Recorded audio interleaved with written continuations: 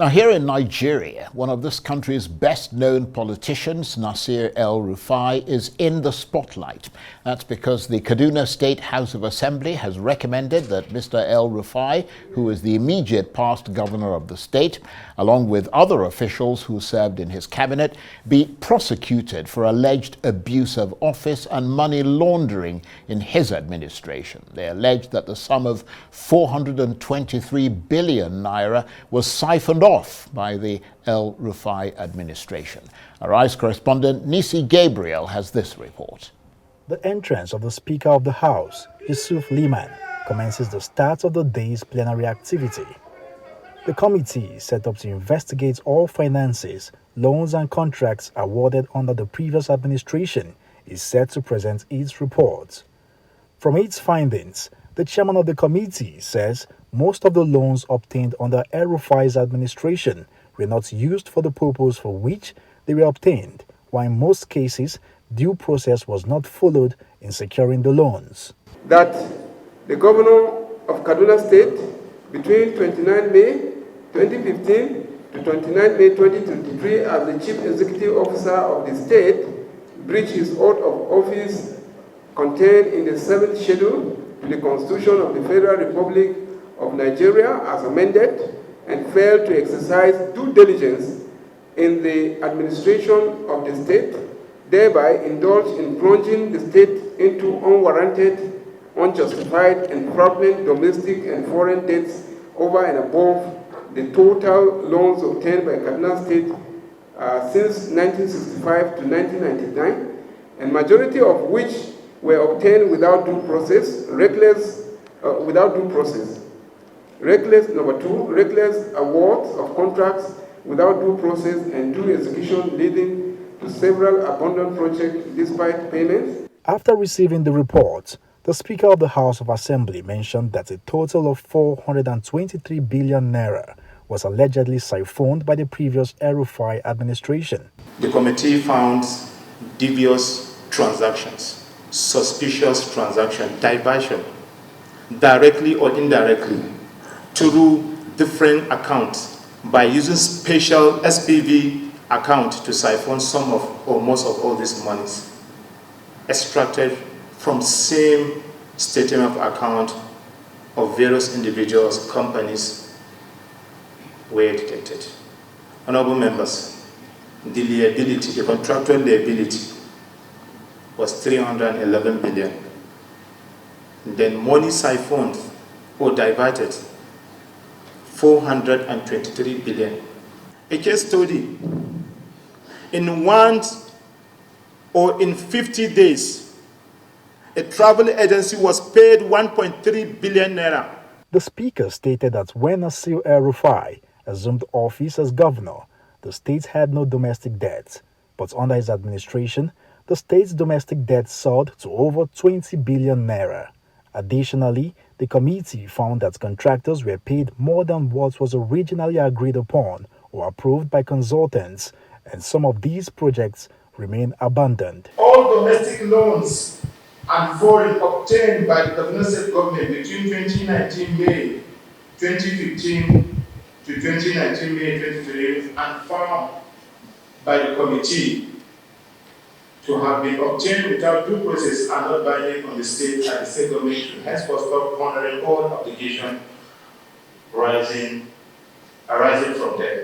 That the listed contractors should refund the Kaduna State government the total of 36 billion 351 million 126,811 naira 65 kobo, being money paid for work either not done, overpayment, or diversion as follows. The committee further suggested the urgent suspension of Shizabada, the Commissioner of Finance for Kaduna State, who previously held the same position under El-Rufai's administration, along with the chairman of the State Universal Basic Education Board.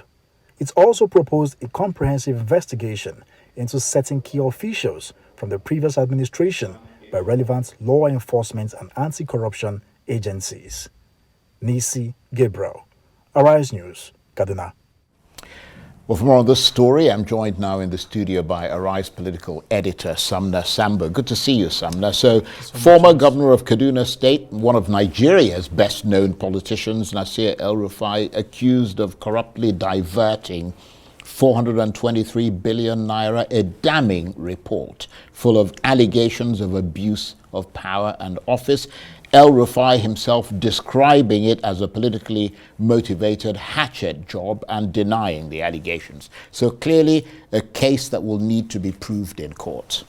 Yeah, Charles, I mean, these are two friends who are fighting themselves. And one thing I remember when El-Rufai was actually leaving power sometime last year, that there was this dinner that he organized for the incoming executive, and what he told the incoming governor then is that when you get into power, just be good friends. Don't do what you're not supposed to do. And I don't know what made him to actually make that statement, but it looks like maybe he was already reading the signs. And it's clear here, if you look at the emergence of Ubasani as Kaduna governor and how El-Rufai himself was finding it difficult to trust him initially until he had to eventually cave into the demands, the pressures of the APC political stakeholders within Kaduna State. You understand that it's at the heart of some of the things happening here. But let's leave politics aside. The State House of Assembly says it has gone through different documents. And El-Rufai himself didn't deny that his former administration's officials appeared before it. But he said it looked like it was an orchestrated panel, that the panel looked like they already had an agenda set before them by the incumbent Kaduna State governor. But he needs to provide some of these facts to counter what a statutory body has gone through, because the State House of Assembly is not just an institution, it's a statutory body that's charged with actually undertaking this sort of investigation. Now, in El-Rufai's statement by Muyiwa Dekewa, Muyiwa, who is actually his spokesman, he has said that he has not received the document, the House of Assembly's document yet, that he is awaiting that document. And once he sees it, according to Muyiwa Dekewa's statement, that he will go through it and reply to each of them. Now, we are eagerly awaiting the reply, because 423 billion naira is not easy. It's not a small money. And before El-Rufai himself had left government, there was only the foreign debt alone was about $563 million, Charles. And once there was a devaluation of the currency, I mean, you would imagine where Kaduna will get that money to be able to. Large yes, amount when the official rate was at about 464.80 naira to $1, and they had a foreign debt of $563 million. Now that the exchange rate is about 1,450 naira to $1, I wonder where the governor will get all the monies. Now, the governor himself, Ubasani, came on board and said, look, for every money that I'm receiving from the Federation account, I'm losing the monies to the banks, because there's what's called the irrevocable standing orders, ISOs, that are signed by the banks when loans are taken for domestic debts that had been taken. And that once the monies come in, they are chopped off, and he's left with very few amounts of money to actually work. But what did one of El-Rufai's sons said? That he was only being lazy because he's not able to generate more internally generated revenue to be able to pay up. Well, maybe this is a way of Ubasani actually getting back to say, look, I will use the statutory institution that's charged to probe you to be able to see if you would have to come and defend. And actually, it's really damning that his aides, like, for example, Muyiwa Dekewa that I talked about, he's also indicted as having got contracts for the renovation of KSMC. And his political counselor was also indicted, that's Jimmy Lawal, for having brought in contractors that collected monies and they never executed projects. Right. Some of the projects were executed halfway. Some of them, according to the reports, monies were paid upfront 100% for projects and contracts that had not been executed. And seeing who Nasir El-Rufai is, actually, he has a lot to be able to prove to Nigerians that this indictment by the State House of Assembly is politically motivated. Well, I mean, it will have to be, obviously, as we said, in a court of law. But just tell us more about what Mr. El-Rufai and members of his government have been saying in their defense, even though, as you said, they haven't quite seen the indicting document. Yeah, some of them who made an appearance before the panel actually said clearly that some of the projects that are being probed were executed. But what the lawmakers, the state lawmakers were saying is that some of the projects were not properly executed, some of them were poorly executed, and some of them the monies were collected way in advance and the projects were not fully executed. And some of them in their defense actually said that, look, some of the approvals came directly from the office of the governor, and so they were just working based on what was presented, and that the person who was at the center of coordinating some of the projects is actually Jimmy Lawal, who's the special advisor, political counselor actually to the governor. He's himself not an indigene of Kaduna State. He's from Ogun State, a very good politician too, but he was brought in by Nasir El-Rufai, just like Muyiwa himself, to be able to see how they can help reposition governance for him, since they've been working for several years together. Now, some of the former commissioners, actually, like for example, the lands commissioners, and then there was also this agriculture issue where they said that they were going into wheat farming and all of that, and the allegations are that the wheat farms, never got to the full stage and all of that. So they are saying that they performed their jobs as bureaucrats that were asked by the governor to actually do those jobs. That if there's anyone who has to answer for all of this, it's Nasir El-Rufai himself. But I was expecting that the assembly will actually summon El-Rufai himself to the panel, but that never really happened. And so the governor himself should be very careful.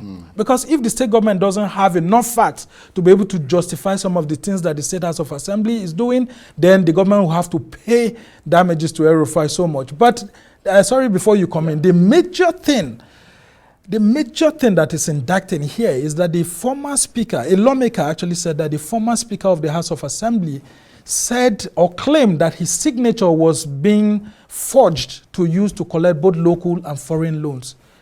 Former Governor Nasir El-Rufai really needs to clarify this issue. And as you said, 423 billion naira in the current economic climate in Nigeria is not to be sniffed at. The amount of money couldn't have come out of thin air. But obviously, the key thing here is evidence, isn't it? Not allegations and media statements made for public consumption. Very clearly, and that's what I'm stating, that the Kaduna State government must get all its documents right, because its own officials also made appearances there. Now, when you have former officials, like, for example, the incumbent state commissioner, somebody actually is someone who was also a commissioner in the administration of Nasir El-Rufai. Now, they are recommending that he should be stepped down right now and referred to security agencies to be able to investigate him. And then other officials too, who they have said that all the former officials should be investigated. Now, in all of this, you wonder why, if indeed Nasir El-Rufai's government was this bad, why this governor too will go ahead and inherit some of these officials? And could it be that there's no backroom channel between former Governor Nasir El-Rufai and the incumbent governor to speak? I know they've been friends for several years and all of that.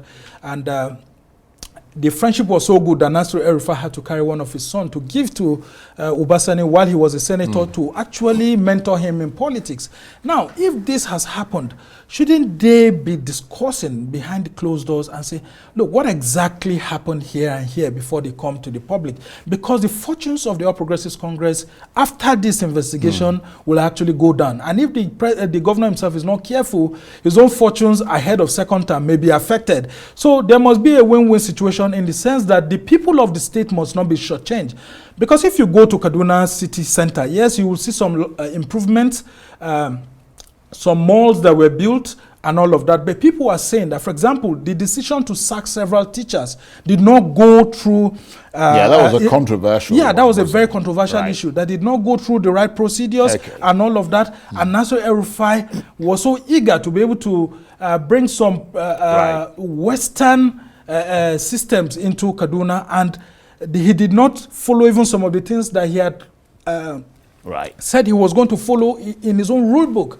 So my interest here is that the people of Kaduna deserve to know the truth, that what is going on is not a political witch hunt against former Governor Nasir El-Rufai. But if these projects were undertaken by Nasir El-Rufai's aides and documents are being brought in place, and the former speaker is saying that the signature was forged, I think Nasir El-Rufai really needs to say a lot to the public. Well, we'll have to wait and see what happens next. Yeah, though he continues to maintain his integrity. He said he served excellently and there's no reason why he would have shortchanged the state. But that, to me, is a preliminary statement that's not backed with facts. He needs to provide a factual information that aligns with what the documents presented by his aides at the State House of Assembly. As we say, another day in Nigerian politics. Sumner, thank you very much indeed. Sumner Sambo is a RISE political editor.